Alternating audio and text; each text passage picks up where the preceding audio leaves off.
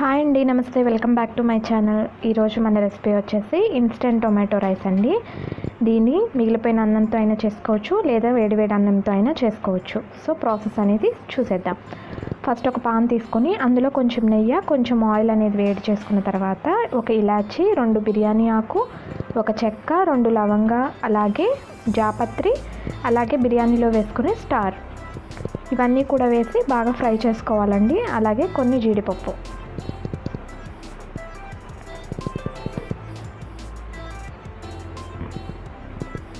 ఇవన్నీ కూడా బాగా ఫ్రై అయిన తర్వాత అలాగే ఆనియన్స్ అండ్ పచ్చిమిర్చి కూడా వేసుకోవాలండి.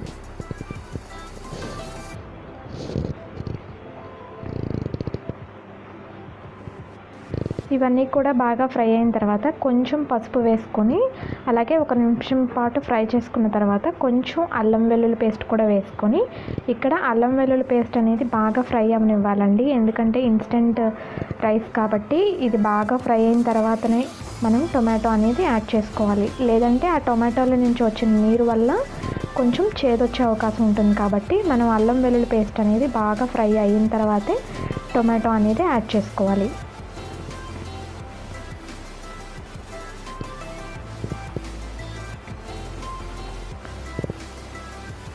ఇలా టొమాటో కూడా వేసుకొని 1 నిమిషం పాటు మూత పెట్టుకొని మగ్గించుకున్న తర్వాత కొంచెం వాటర్ అనేది యాడ్ చేసుకొని మగ్గించుకోవచ్చండి. లేదంటే కనుక నార్మల్గా ఆయిల్లో ఫ్రై చేసేసుకోవచ్చు. మీకు ఇక్కడ టొమాటో కనుక పులుపు లేదు అనిపిస్తే 1 స్పూన్ నుంచి 2 స్పూన్ల వరకు కూడా పెరుగు అనేది బాగా బీట్ చేసుకొని కూడా యాడ్ చేసుకోవచ్చండి టొమాటో ఫ్రై అయిన తర్వాత. ఈ విధంగా కొంచెం ఉప్పు కూడా సరిపడా వేసుకోవాలి. ఇక్కడ ఒకసారి మనం వేసేస్తున్నామండి, రైస్కి సరిపడా కూడా వేసేస్తున్నాం ఇక్కడ సాల్ట్ అనేది.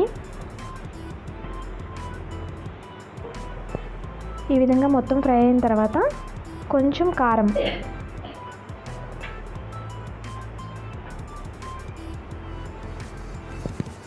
కూడా వేసుకొని మొత్తం ఈ టొమాటో అనేది పూర్తిగా కంప్లీట్గా మగ్గిపోనివ్వాలండి. ఆయిల్ అనేది సెపరేట్ అయిపోవాలి. ఆయిల్ అనేది సెపరేట్ అయిపోయిన తర్వాత ఇలాగ మంట అనేది కొంచెం సిమ్లో పెట్టేసుకొని ఇది మొత్తం రైస్కి పట్టేలాగా బాగా మిక్స్ చేసుకోవాలి. చూస్తున్నారు కదా, ఇక్కడ మనకి రైస్ అనేది కంప్లీట్గా మిక్స్ చేసేసుకున్నాము. అలాగే దించిపోయే ముందు ఒక 2 మినిట్స్ ముందు కొంచెం గరం మసాలా పౌడర్ కూడా యాడ్ చేసుకొని బాగా మిక్స్ చేసుకోవాలి. ఈ విధంగా మొత్తం రైస్ అనేది మిక్స్ చేసుకున్న తర్వాత కొత్తిమీరతో గార్నిష్ చేసుకోవాలండి. అంతేనండి, ఇక్కడ మన టొమాటో రైస్ అనేది కంప్లీట్గా రెడీ అయిపోయింది. చాలా టేస్టీగా ఉంటుంది, చాలా ఫాస్ట్గా కూడా మనం ఈజీగా చేసేసుకోవచ్చు. దీని బెస్ట్ కాంబినేషన్ వచ్చేసి రైతాతో ఈ రైస్ అనేది కాంబినేషన్ చాలా బాగుంటుంది. సో ఫ్రెండ్స్, ఇది ఇవాళ మన వీడియో. ఈ వీడియో మీ అందరికీ నచ్చిందని అనుకుంటున్నాను. ఈ వీడియో కనుక మీకు నచ్చితే ప్లీజ్ లైక్ చేసి, షేర్ చేసి, సబ్స్క్రైబ్ చేసుకోండి.